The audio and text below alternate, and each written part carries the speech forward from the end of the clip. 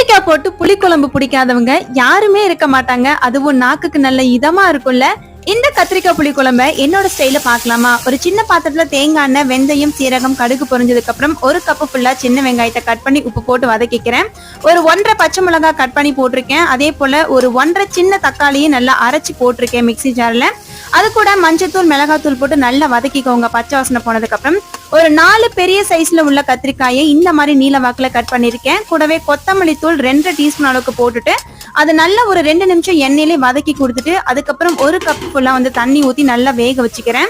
First தண்ணி ஊத்தி வேக வச்சுக்கிறேன் ஒரு 5 மினிட்ஸ்க்கு. அகைன் ஒரு சின்ன லெமன் சைஸ் அளவுக்கு புளி ஊற வச்சிருந்தேன். அதையுமே இதுல ஆட் பண்ணி நல்லா வந்து மூடி போட்டு கொதி வர விட்டேன். நம்ம ஊத்துன தண்ணி எல்லாமே ஓரளவுக்கு சுண்டிடுச்சு. இந்த அளவுக்கு இருந்தாலே போதும். இப்ப கொஞ்சமா கறி லீஃப் தூவிட்டு உங்களுக்கு வேணும்னா கொஞ்சமா ஜாகரி துண்டு ஆட் பண்ணிக்கோங்க. இன்னும் டேஸ்டா இருக்கும். ட்ரை பண்ணி பாருங்க, உங்களுக்கே பிடிச்சு போயிடும். இன்னொரு சூப்பரான வீடியோல பார்க்கலாம்.